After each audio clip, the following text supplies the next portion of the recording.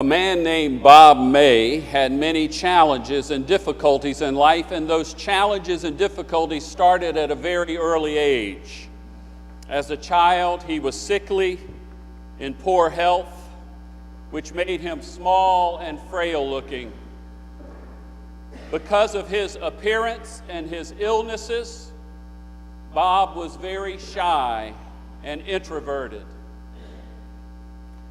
With the innocent cruelty of children, playmates would often tease him, often to the point of tears.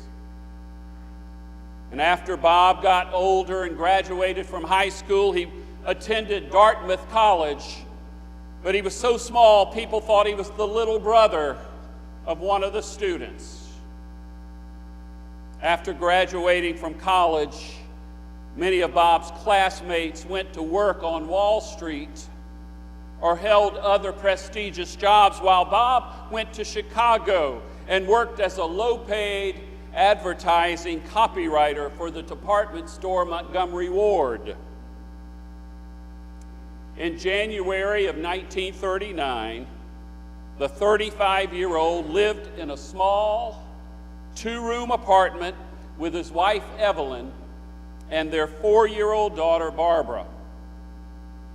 Evelyn was dying of cancer. She had battled it for 2 years. The medical bills had been piling up. The family was in great debt. And with all of the stress and the pressures, Bob became deeply depressed. That January, Bob dragged himself into work, and one of the secretaries said, "Bob, the boss wants to see you." He wondered, what now? He went to the boss's office, and the boss said, "Bob, for a long time our stores have been buying those little Christmas coloring books so we can pass them out and give them away, but we'd save a lot of money if we made them ourselves.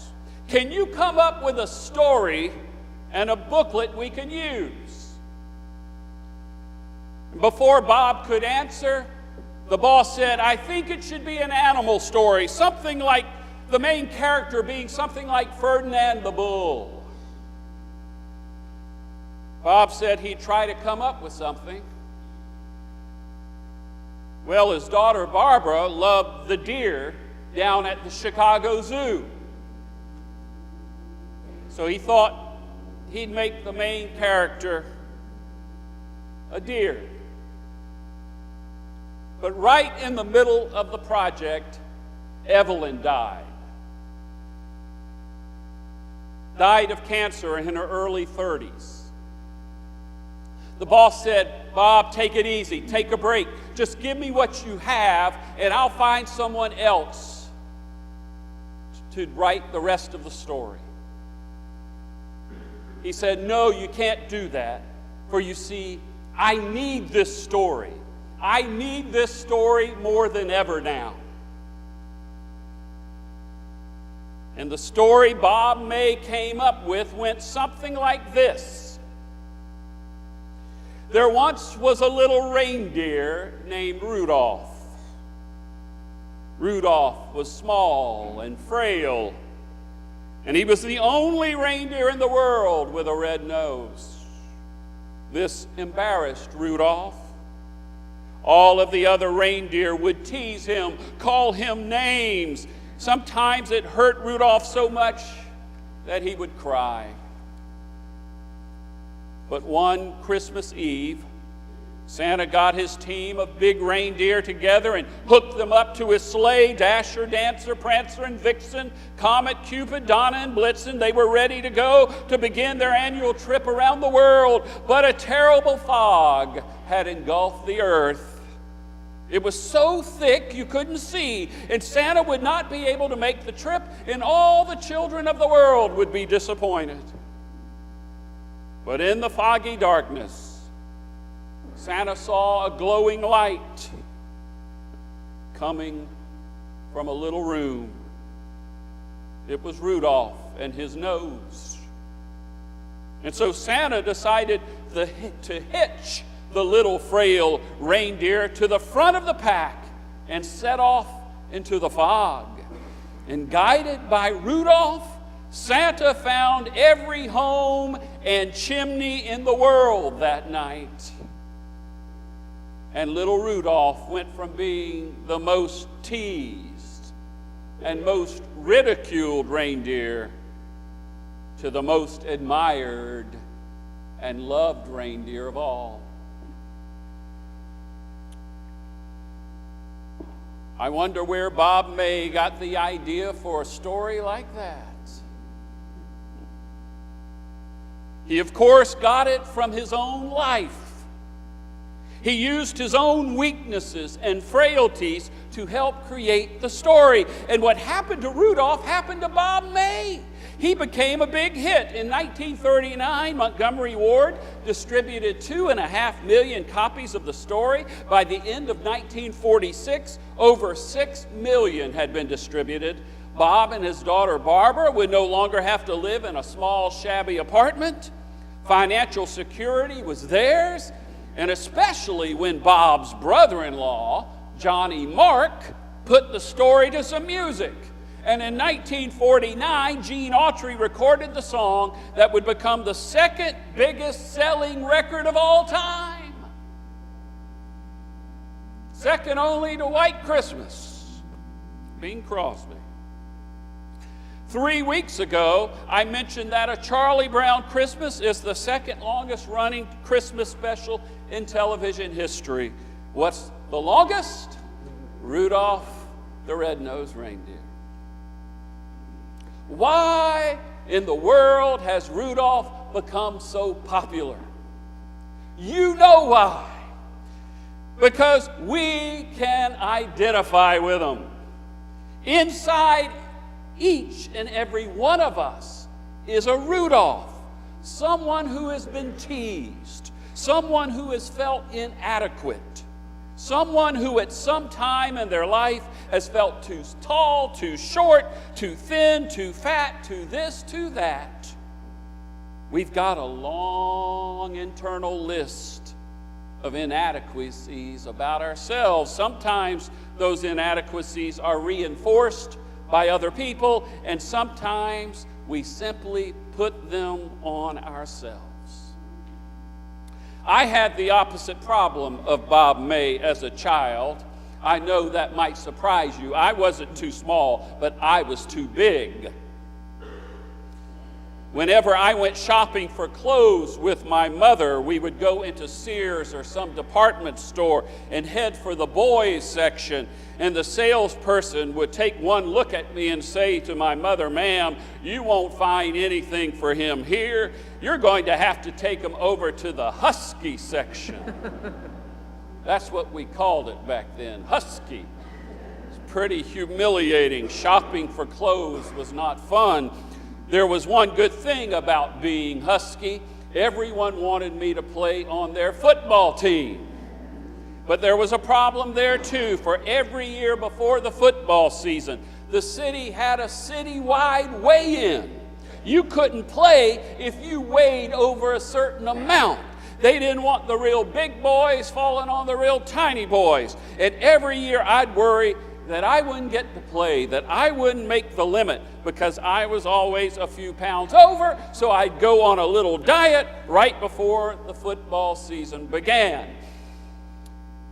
And I would always barely made it. Started around 6 years old and played every year. And the good thing is, once you made the weight limit, you could go back to your old habits of eating. So I thought.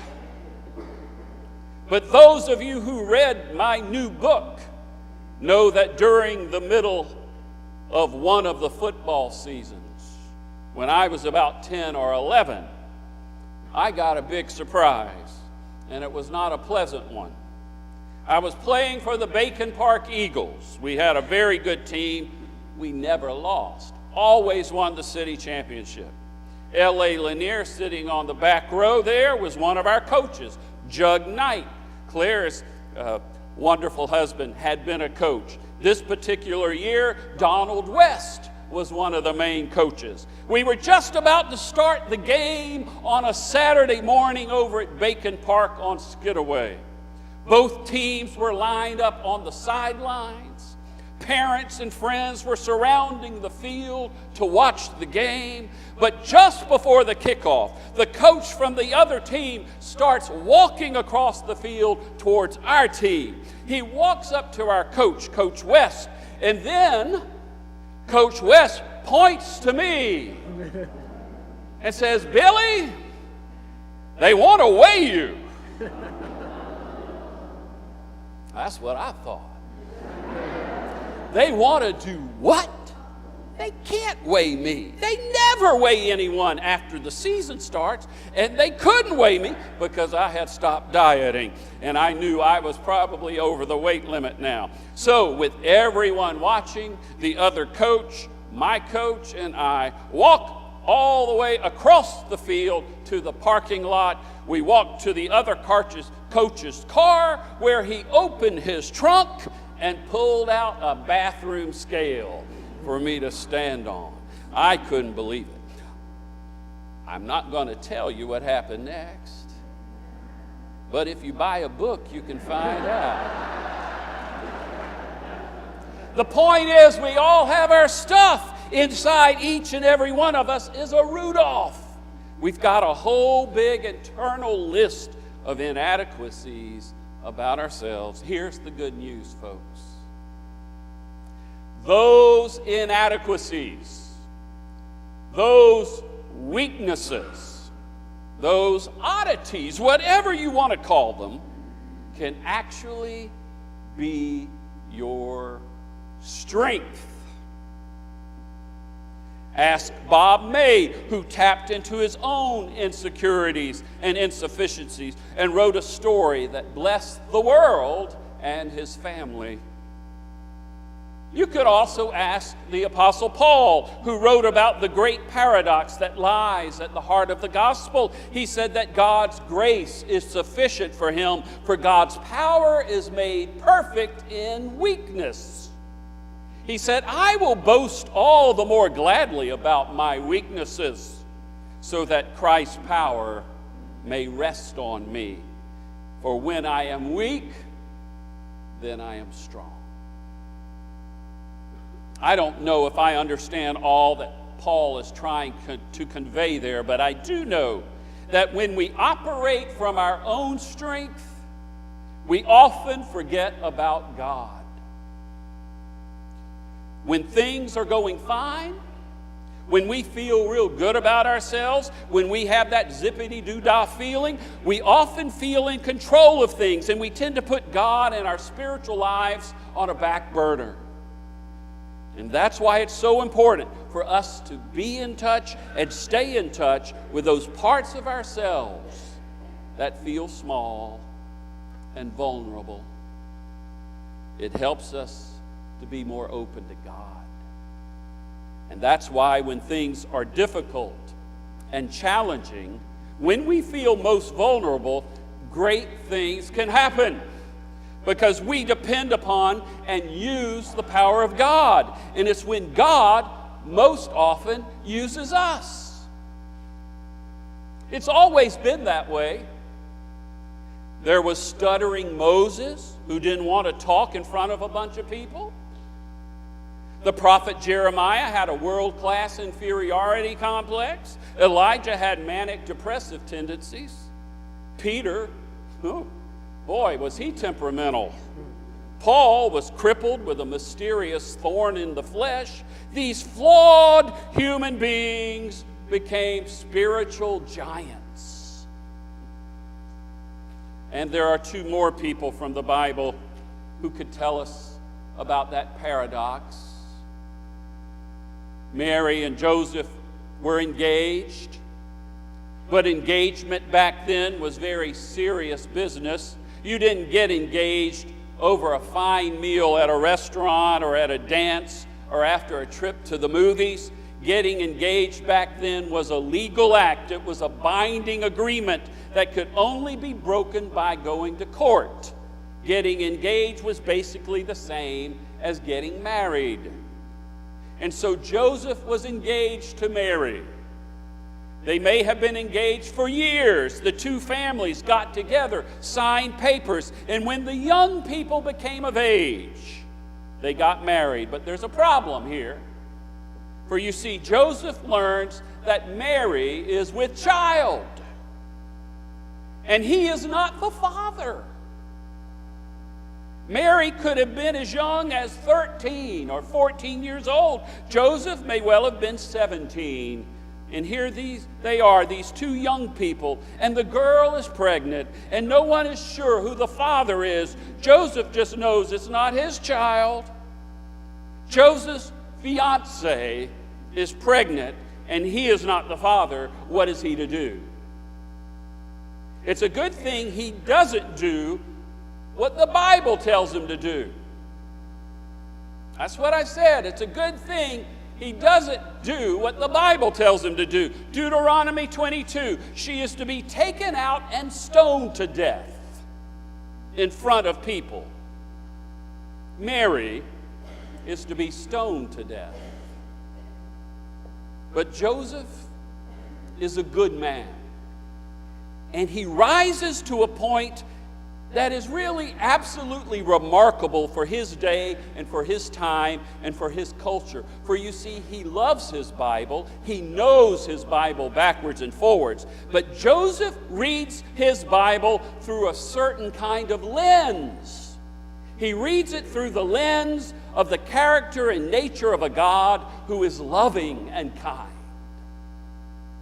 And therefore he says, I will not harm Mary. I will not abuse her, expose her, shame her, ridicule her, or demean her value. I will not demean her dignity or her worth. In fact, I will protect her.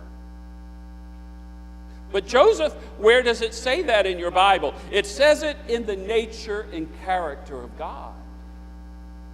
And so Joseph is the first person in the New Testament who learned how to read the Bible.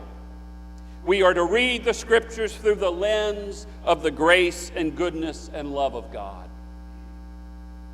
And it's no wonder that his stepson he raised would grow up to say things like, you have heard it said, an eye for an eye and a tooth for a tooth, but I tell you to love your enemies and pray for those who persecute you. It's no wonder that his stepson stopped an angry mob from stoning a woman who had committed adultery. And how did he stop them? He got them to do some internal homework. He got them to look at their own struggles, their own weaknesses, their own vulnerabilities. He said, whoever has not sinned can cast the first stone. Examine your own life. But you see, he was doing more than using a clever line to save the life of this woman. He was putting everyone in the same boat. He was making it clear that everyone has their issues, that everyone has their weaknesses, everyone has their red noses. But of all people, Jesus knew that those issues can be transformed into a blessing, a gift. For that's what happened with his very own life, which started as an unwanted pregnancy and an illegitimate child. And then after his birth, he and his parents became a refugee family. So if you have an inferiority complex, if you have an addiction, if you have some type of disability, if you have a compulsion or an obsession, if you have problems and weaknesses, if you are wounded and hurt, join the crowd. The good news is that those very things that we consider our problems and weaknesses can become our strength through God's grace, love, and power. Will you join me in singing one of the most popular songs of all time? I'll take it easy on you. I'll sing the intro for you. Then you can join me on the main part of the song. And when you sing Rudolph the Red-nose Reindeer this morning, and when you sing it to our neighbors, listen up, when you sing it to our neighbors on Christmas Eve, think about Bob May. Think about what he was going through as he wrote this story.